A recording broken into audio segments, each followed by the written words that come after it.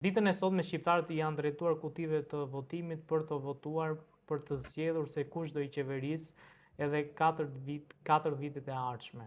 Për të folur për situatën politike, për të, po themi, ditën e sotme dhe për incidentet që kanë ndodhur gjatë votimit deri në këto momente, kam të ftuar në një lidhje avokatin Gylsen Zhlima. Avokat, faleminderit shumë për kohën që gjetët për ne. Përshëndetje, faleminderit për ftesën. Avokat, si e keni parë procesin deri tani të votimeve? Duhet të them që procesi i votimit gjithmonë në Shqipëri është një proces problematik, sepse palët tonë politike nuk kanë kuptuar se procesi i votimit është një drejtvetjagë e qytetarit, i cili pa ndikuar nga partitë duhet të shkojë të ushtrojë këtë të drejtë. Për mua, ajo që ka rëndësi është pjesëmarrja, në rastin konkret të jemi realist, nuk ekziston një pjesëmarrje e kënaqshme për mendimin tim.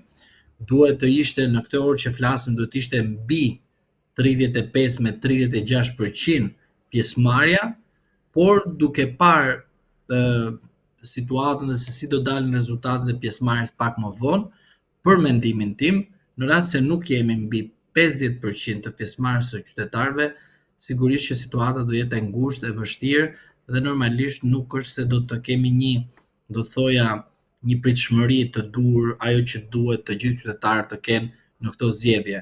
Por në Shqipëri jemi dhe gjithmonë duhet klasa politike të punojë më shumë për rezultate, për pjesëmarrjen të jenë sa më të kënaqshme.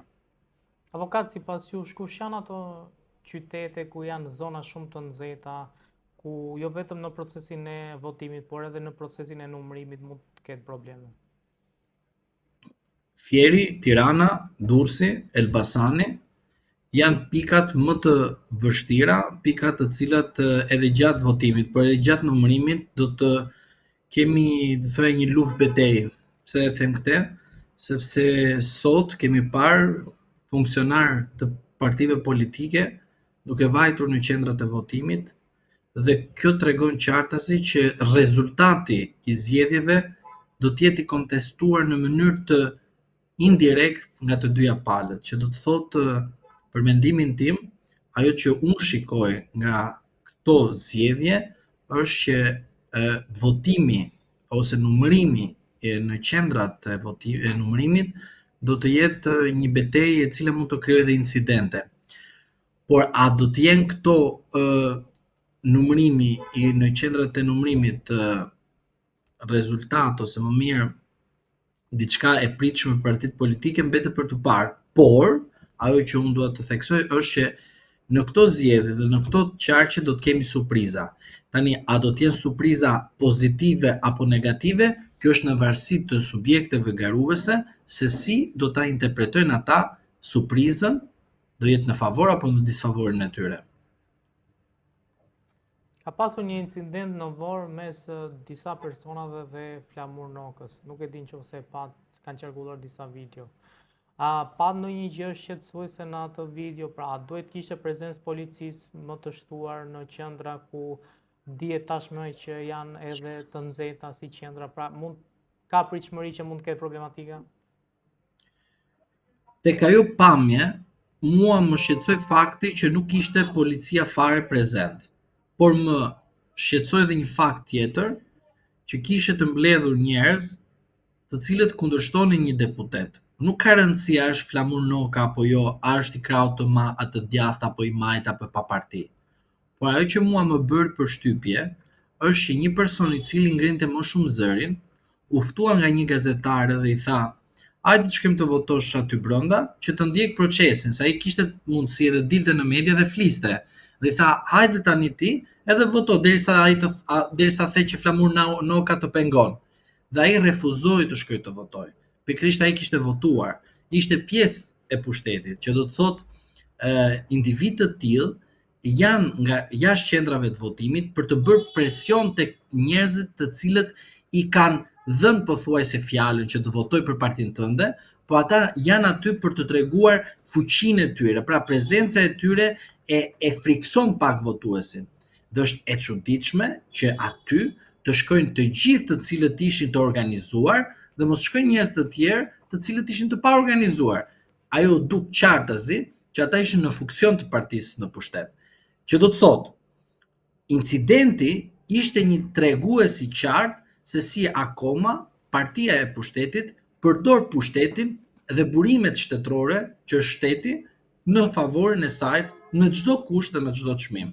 Pra nuk ka rëndësi a ishin deputetës së djathtas, por ka rëndësi të konstatohet që aty në atë moment kishte individ të cilët janë në shërbim të partisë. Por ajo që është më e çuditshme e gjithë kësaj është që nuk dalin hapër të thënë, por zotëri jam për Partinë Socialiste dhe unë kam të drejtën time të monitoroj votuesit e mi. Po ta thënë haptas, po edhe pabesia e tyre është që nuk dalin ta thënë haptas.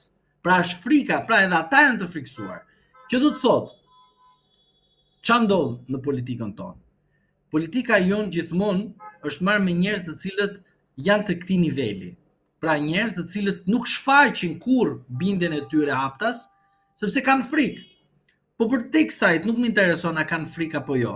Por ajo që unë shikoj është që ashtu siç Partia Demokratike ka ardhur dikur në pushtet nga këta individ, që këta kanë bërë këtë rol, ashtu ka ardhur dhe Partia Socialiste. Por këto individ kanë lëvizur nga një parti në parti tjetër edhe me radhë. Pse e them këtë? Se kjo është një fakt shqetësues, se edhe në të ardhmen këta individ do ikin nga partia në pushtet, do shkojnë në një parti tjetër të pushtetit. Që do të thotë këta individ më fshehin identitetin e tyre. Pra janë të rrezikshëm për demokracinë e vendit. Dhe jo se dikush i pengoi të votojnë, por dikush i tha që ju jeni mbledhur si ushtri, si organ i partisë që ju ka pasur gjithmonë në shërbimin e vet në kohën e mëparshme. Ky ishte treguesi i qartë i këtij mesazhi. Avokat, si e keni parë punën e prokurorëve të posaçëm, të cilët janë shtrirë në 12 qarje për të monitoruar procesin zgjedhor? Tani shtrirë barkas apo shtrirë në kuptimin procedurial dhe figurativ, sepse në rast se thoni fjalinë shtri barkas, unë jam dakord me ju, duke referuar kushtetutës së 1976, ku partia ishte pushtet dhe shteti ishte pushtet, do të thotë që normalisht barkas.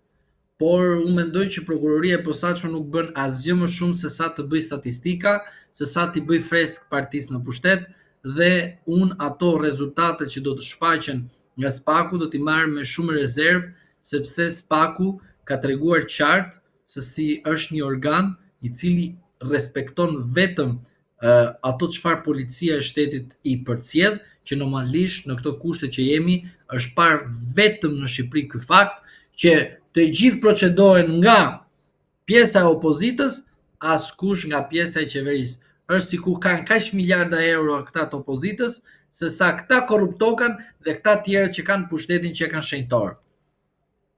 Procedura, ana profesionale dhe mënyra se si ata janë sjellur gjatë gjithë kësaj kohe, duket qartë që punojnë për një vend pune që pasi të ikin nga Spaku, t'i emëroj partia nëna parti në një funksion tjetër publik, gjykatë kushtetuese, gjykatë të lartë dhe institucione të tjera të pavarura kushtetuese. Për mua është i qartë, unë e kam thënë, mendimin e Spakut, gjithmonë partia në pushtet mund të fitojë. Pse?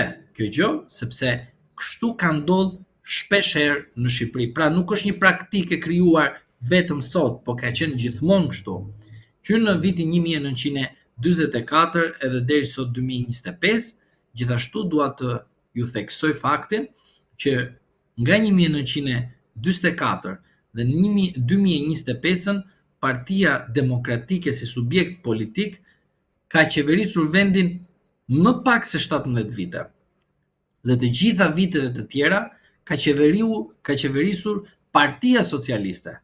Në rast se ata e kuptojnë, do ta kuptojnë. Ai që nuk don ta kuptojë, nuk do ta kuptojë sepse është nga krau matam dhe nuk pranon asnjëherë që qafë këtë vend e ka marrë partia në pushtet.